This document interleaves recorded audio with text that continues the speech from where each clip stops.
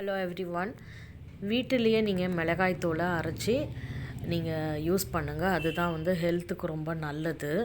இந்த மிளகாய் தூள் குழம்புக்கு கொஞ்சம் ஆடட் ஃப்ளேவரும் கொஞ்சம் டேஸ்ட்டும் கொடுக்கும். குழம்பு நல்ல திக்னஸ் இருக்கும்.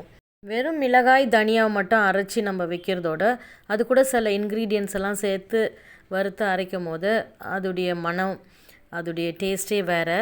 எல்லா விதமான குழம்புக்கும் இந்த மிளகாய் தூளை யூஸ் பண்ணிக்கலாம்.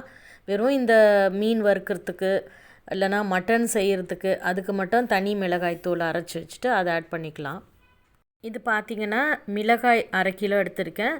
தனியா நான் 1 கிலோ எடுத்து வச்சுருக்கேன். குண்டு மிளகாய் தான் நான் எடுத்திருக்கேன். இது இந்த அளவுக்கு நல்லா வெயிலில் காஞ்சிடணும்.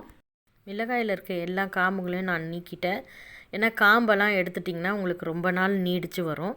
தனியாகவும் கல் இல்லாமல் எல்லாத்தையும் நீக்கி சுத்தம் பண்ணிவிடுங்க.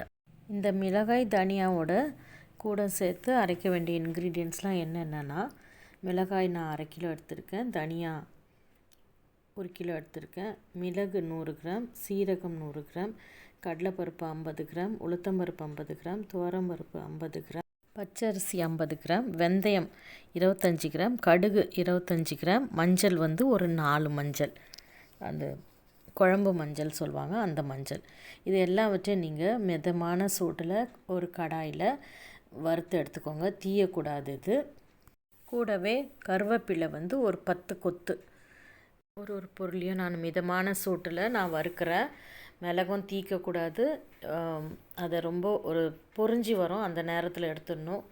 கடலைப்பருப்பும் தீயக்கூடாது. மிதமான அனலில் வறுத்து எடுக்கணும். எல்லாம் ஒரு பொருளையும் நீங்கள் மிதமான அனலில் தான் வறுக்கணும். துவரம்பருப்பு, கடுகு கூட கொஞ்சம் பொரியணும். அது பொரியிற மாதிரி வரும். அப்போ அந்த நேரத்தில் நீங்கள் இது பண்ணலாம். இது உளுந்து வறுக்கிறேன். உளுந்தும் இதே அளவுக்கு தான் உங்களுக்கு வறுபடணும். பச்சரிசி நான் எடுத்துருக்கிறேன். பச்சரிசியும் உங்களுக்கு ஒரு லைட்டாக ஒரு ப்ரௌனாக வரா மாதிரி அது வரைக்கும் இருந்தால், ஆனால் நீங்கள் வறுத்துட்டு அதை கிளறிட்டே இருக்கணும். கடுகு அது கூட அப்படியே லைட்டாக அது பொரியும். அப்போ நீங்கள் அதை எடுத்து முடிச்சிடணும். அந்த கலர் மாறி இருக்குது பாருங்கள், அவ்வளோதான். வெந்தயமும் நீங்கள் இதே மாதிரி எதுவுமே தீயாமல் மெது அனலில் நீங்கள் வறுத்து எடுக்கணும். இது கொஞ்சம் டைம் ஆகும், ஆனால் நல்லது. கருவேப்பிலையும் ஒரு 10 கொத்து எடுத்து அது அந்த காம்பெல்லாம் நீக்கிட்டு இதே மாதிரி கடாயில் நல்லா கழுவிட்டு கடாயில் போட்டு அது கொஞ்சம் முறுமுக்கலாக வறுத்துருங்க.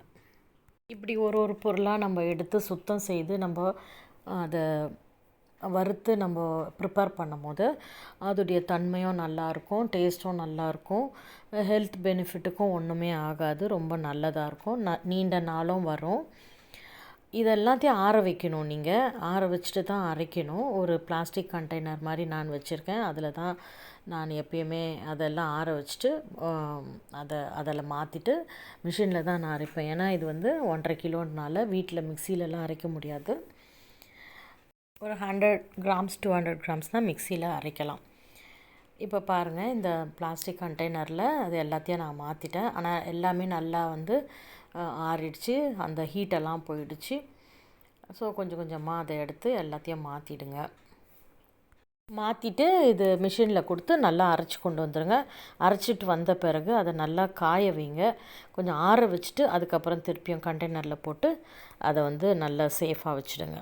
இது மாதிரி ஒரு தடவை நீங்கள் மிளகாயை அரைச்சி பார்த்துட்டு அதில் குழம்பு எப்படி இருக்குதுன்னு சொல்லுங்கள். கமெண்ட் செக்ஷனில் சொல்லுங்கள்.